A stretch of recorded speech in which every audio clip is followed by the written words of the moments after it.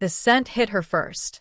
Jasmine and something cheap, a synthetic sweetness clinging to the hand-stitched wool of his suit. It was not her scent. Hers was oud and rose, a fragrance he had once claimed was the only one that felt like home. Kaido stood in the doorway of their Shinjuku penthouse, a silhouette against the glittering canvas of Tokyo at night. His suit was impeccable, his face a mask of carved indifference, but the alien perfume was a confession louder than any words. He looked at her, his dark eyes holding a challenge, not an apology. It was a display of power, a reminder of who he was and what he could get away with. He was Kaido Tanaka, the head of the Tojokai, a man whose empire was built on fear and loyalty, a man who did not ask for permission and certainly not for forgiveness. He expected a storm. He expected tears, accusations, the satisfying drama of a woman's fury. Lena gave him nothing. She met his gaze for a single, weighted second, her expression unreadable. Then she turned, the silk of her robe whispering against the cold marble floor, and walked toward their bedroom. The silence she left in her wake was more unnerving than any scream. He followed, his expensive leather shoes making no sound. He watched as she went through her nightly routine, her movements fluid and deliberate. She cleansed her face, brushed her long, coiled hair, and slipped into bed. She did not look at him once. She simply turned to her side, facing away from him, and lay still. The absence of a fight was a strategic masterstroke he hadn't anticipated. It disarmed him, left him standing uselessly in the center of the room he owned, in the life he controlled. He eventually shed his suit, the jacket still carrying the ghost of another woman, and slid into the bed beside her. The space between them was a frozen river. He fell into a restless sleep, certain that the morning would bring the inevitable confrontation. He was wrong. When Kaido woke, the sun was just beginning to bleach the sky over the city. The space beside him was not just empty, it was cold. An undisturbed sheet of high-thread count cotton. He sat up, a knot of unease tightening in his gut. "Lena?" Silence answered. He rose and moved through the sprawling penthouse. It was pristine, silent, exactly as it always was. But her presence, a quiet warmth that had subtly reshaped the sterile perfection of his home, was gone. He walked into her dressing room, a vast space of custom shelving and soft lighting. It was not empty. That would have been an act of passion, of impulse. This was worse. This was an execution. Her closet was half full. The designer gowns he'd bought her remained, hanging like hollow husks. But the things that were truly hers were gone. A worn leather jacket from a life before him. The simple, elegant dress she'd worn on their first real date. Her collection of art history books. A single, small framed photograph of her late mother, the one she kept on her nightstand. He walked back into the bedroom, his heart a cold, heavy stone in his chest. And then he saw it, centered perfectly on the smooth, dark wood of his pillow, where her head should have been, was her wedding ring. A flawless, 8-carat diamond, a jewel meant to signify ownership. It sat there not as a tragic farewell, but as a statement of rejection. Her passport was gone from the safe. Her personal savings account, which he'd always found quaint, had been emptied in cash withdrawals over the past month. Small amounts. Untraceable. This wasn't a flight. It was a planned, meticulous extraction. She had been planning her escape for weeks, right under his nose, smiling at his dinner parties and sleeping in his bed. A cold fury, unlike anything he had ever known, washed over him. Lena was his wife. In his world, wives of men like Kaido Tanaka did not just leave. They were widowed or they were taken. Her voluntary departure was an unprecedented act of defiance. It was a whisper of weakness in a city that feasted on it. She hadn't just left him. She had made him vulnerable. And that was a sin he could never forgive. He would find her. He would bring her back. He would remind her that belonging to him was not a choice she got to make twice. The hunt was surgical. Kaido unleashed the full, terrifying apparatus of his organization, not with rage, but with a cold, lethal precision that made his most seasoned lieutenants flinch. He was not looking for a runaway wife. He was tracking a high-value asset. He dissected her digital ghost, her financial footprints, her entire life. She had been clever. She used cash, a series of local trains snaking their way south, and burner phones she discarded after a single use. She was an amateur, but a brilliant one. It took him 72 hours. An eternity. He found her in Kyoto. She was in a small, traditional inn tucked away in the Gion district, a place of quiet gardens and paper screens. She had registered under her mother's maiden name, a sentimental mistake that was her first and only misstep. Kaito didn't send his men. This was a task he had to complete himself. He moved through the inn like a phantom, the owner bowing low, not daring to meet his eyes. He slid open the door to her room without a sound. She was sitting on the tatami mat, her back to a window that overlooked a rain-slicked moss garden. A book was open in her lap, a delicate porcelain cup of tea beside her. She didn't jump. She didn't gasp. She simply closed the book, her finger marking her page, and slowly looked up at him. There was no surprise in her eyes, just a profound, bone-deep weariness. In that moment, she was not his wife. She was a stranger who knew all of his secrets. "Kaito," she said, her voice even. It was not a greeting. It was an acknowledgement of the inevitable. "You've been enjoying the sights, Lena," he said, his own voice a low growl that absorbed the tranquility of the room. "It's a beautiful city," she replied, her gaze unwavering. Quiet, the accusation was clear. Her life with him was anything but.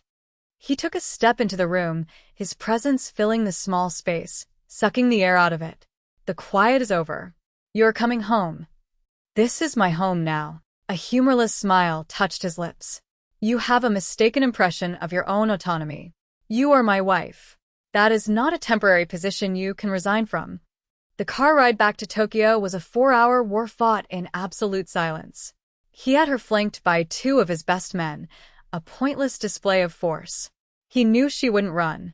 Her fight was not in her legs, but in her will. When they arrived back at the penthouse, it felt different. The soft edges she had brought to its brutalist architecture had hardened. It was once again what it had always been, a fortress, a beautiful, gilded cage. He put guards on her, not just at the doors of the penthouse, but a man stationed in the hallway, a constant, silent reminder of her new status as a prisoner. He did it to break her, to reassert the absolute control she had so thoroughly challenged. For a week, they lived as ghosts in the same space.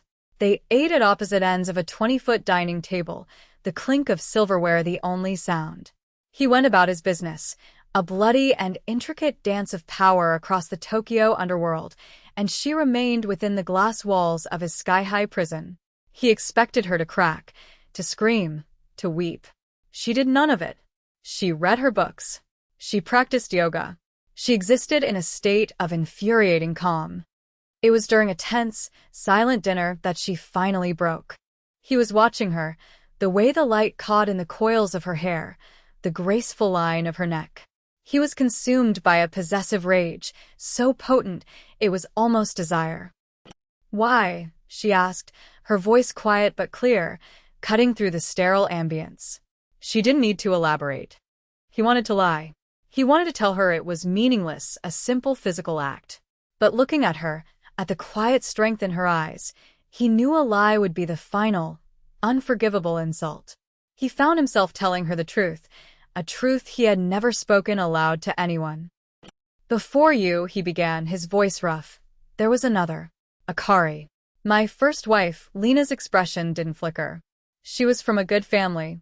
It was a good match. But she was weak. This world, my world, it terrified her. She left me. Not like you did. She didn't vanish. She walked out the door and into the arms of a civilian, a schoolteacher." He paused, the memory a source of a deep, abiding shame he thought he had buried. The humiliation, it was absolute. To be left for a man with nothing. It made me look weak. It was a stain on my name that took years to scrub away. He finally looked at her, his gaze intense. The affair was nothing. It meant nothing. It was a moment of weakness. A pathetic attempt to prove to myself that I was still the kind of man who takes what he wants, because for the first time in a decade, I felt my control slipping in other areas. I dishonored my own house. I dishonored you. And for that, I have no excuse. It was not an apology. It was a confession of his own wound, his own deep-seated fear of being seen as less than absolute. He saw a flicker of something in her eyes, not forgiveness, but perhaps a sliver of understanding. Later that night, he noticed a faint, bluish bruise on her wrist, a handprint left by one of his men who had escorted her too roughly from the inn in Kyoto. A cold, precise fury ignited within him. He did not speak of it to Lena. The next day, the guard was gone, reassigned to the most miserable, remote outpost in his northern territory, a frozen hell of snow and boredom. Kaido never mentioned it. But when Lena came to dinner that evening, she wore a sleeveless dress. She knew. It was the first, almost deniable, act of tenderness. A silent acknowledgement that while she was his prisoner, she was still his queen. The whispers started almost immediately. In the shadowy world of the Yakuza, discord was a scent, and blood in the water attracted predators. Kaido's chief rival, the aging but still cunning head of the Sasaki clan, saw the cracks forming in the house of Tanaka. A wife who runs, a boss distracted.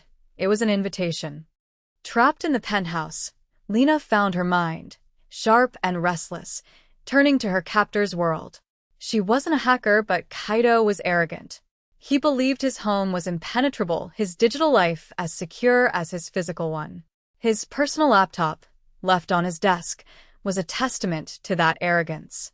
It took her 2 days of quiet observation to learn his password, the date he had solidified his control over the Shinjuku territory. It was so like him to choose a monument to his own power.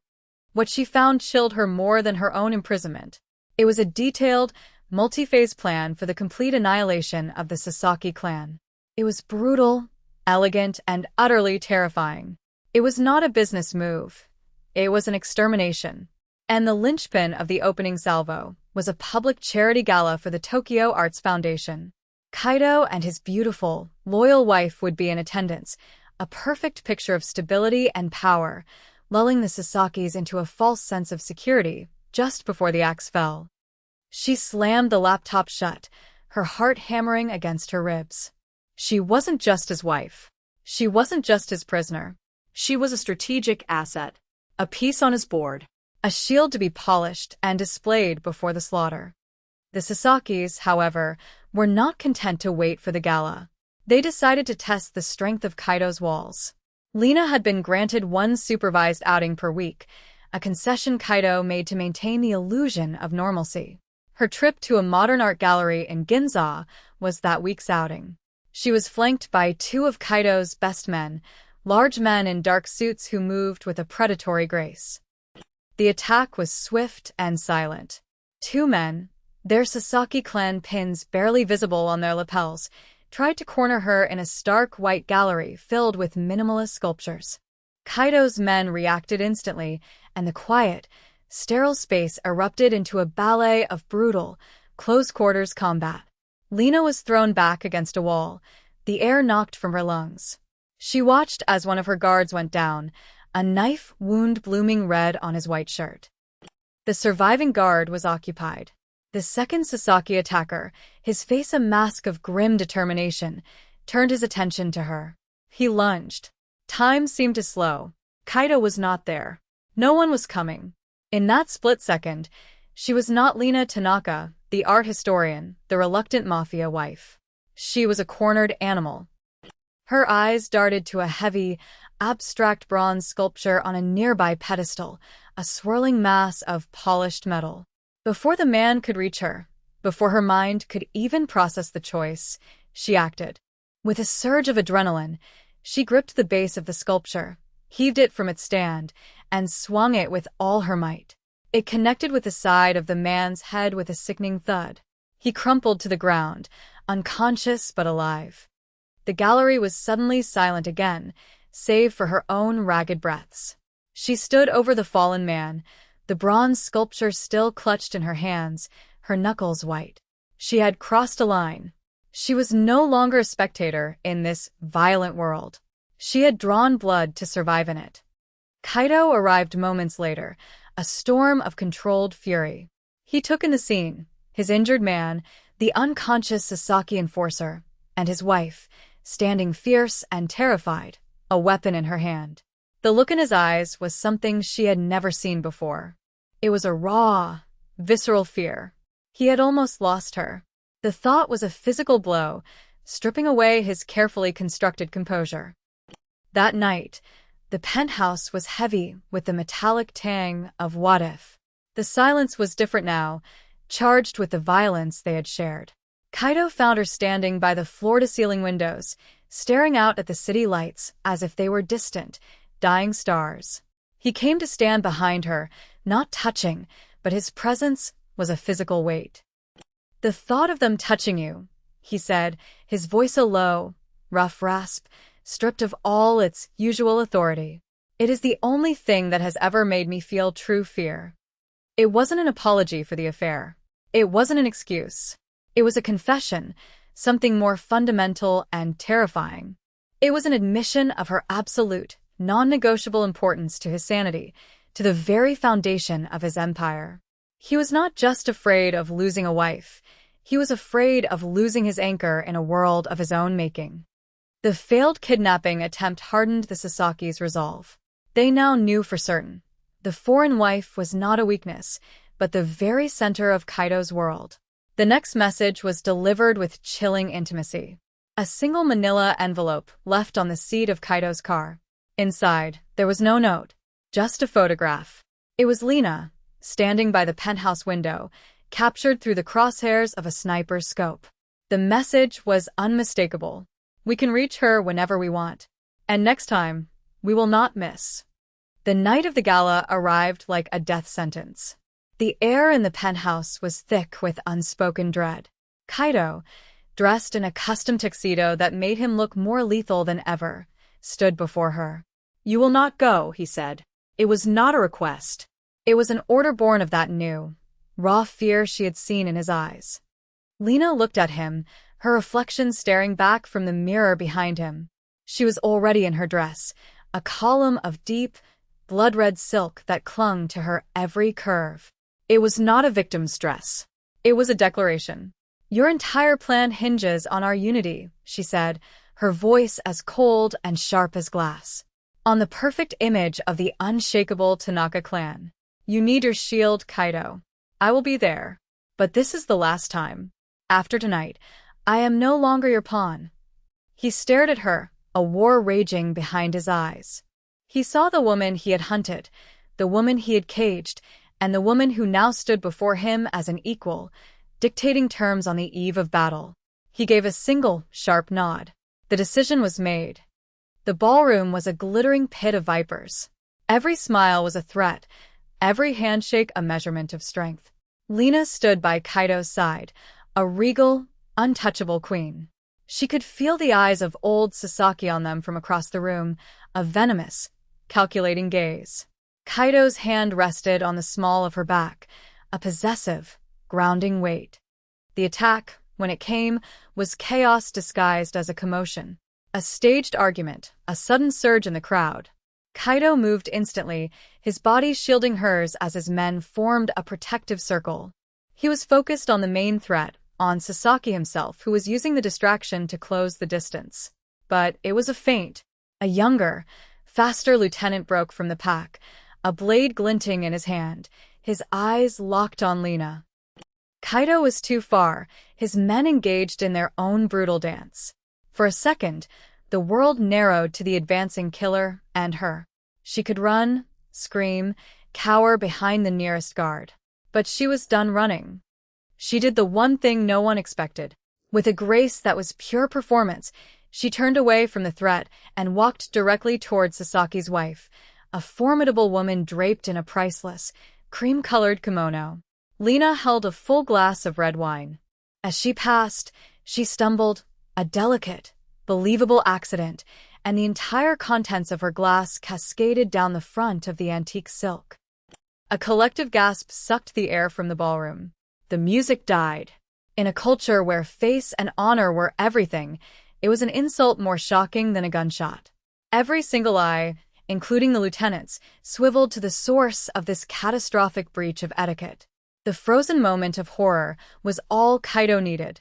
The distraction gave him the single second required to neutralize the lieutenant and close the distance to Sasaki, pressing the cold muzzle of a concealed pistol into the old man's ribs. It was over. The attack was foiled not by bullets alone, but by a masterful act of social warfare. Lena had used their own rigid codes of honor against them, wielding a glass of wine like a weapon. Back in the silent safety of the penthouse, the adrenaline slowly leached away, leaving a strange, quiet clarity. Kaido stood before her, the faint scent of cordite and victory clinging to him. He looked at her not as a possession, but as a marvel. "You are not a shield tonight," he said, his voice filled with a raw, astonished respect. "You were the weapon." In that moment he finally understood. He had married her for her beauty, for the exotic prestige she brought to his name. He had underestimated her completely. He had not married a beautiful ornament. He had married a queen, one with a mind as sharp and ruthless as his own. The war with the Sasakis was over before it truly began. Sasaki, publicly humiliated and privately broken, was finished. But the cost of their victory was the last lingering ghost of a life they once had. There was no going back to the comfortable illusions. The innocence, if any had ever truly existed, was burned away. He walked to the heavy oak desk in his study and unlocked a drawer with a small, ornate key. He pulled out a thick portfolio of documents, bound in leather. He laid it on the polished surface between them. "My holdings," he said, his voice devoid of artifice. "Assets, properties, accounts. Half of everything is now in your name. Legally. Irrevocably. Transferred this morning." He met her eyes, his own dark and serious. "You are not my property, Lena. You are my partner. You can stay here as my equal. Or you can take this portfolio and build a life so far from me and this world that I will never find you again. The choice is yours. This time for good." He didn't plead. He didn't bargain. He simply stated the new reality, the new balance of power he was offering. He was ceding half his empire for a chance to keep the woman who was its heart. Lena looked from the documents, a king's ransom, a ticket to absolute freedom, to the man standing before her. She saw the man who had betrayed her, the man who had hunted her down, the man who had confessed his deepest fear, and the man who now, finally, saw her for who she truly was. Slowly, deliberately, she placed her hand on the leather portfolio and pushed it back across the table, back toward his side. She didn't say a word. She didn't have to.